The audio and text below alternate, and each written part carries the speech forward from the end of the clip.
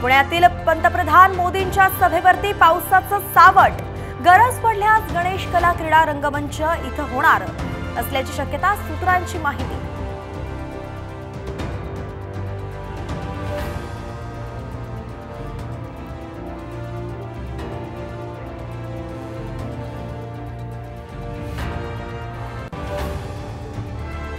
एक ऑक्टोबरला अमित शहा मुंबई दौऱ्यावर। मुंबई ठाणे कोकण विधानसभा मतदारसंघाचा घेणार आढावा, सूत्रांची साम टीव्हीला माहिती।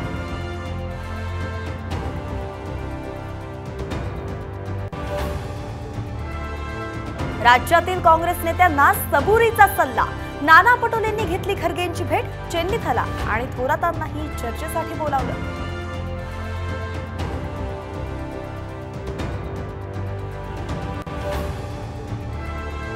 मेट्रोसाठी खोदलेल्या खड्ड्यात पडून महिलेचा मृत्यू।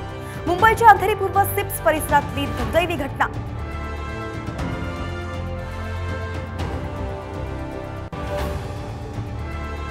आणि मुंबई ठाण्याला आज ऑरेंज अलर्ट जारी।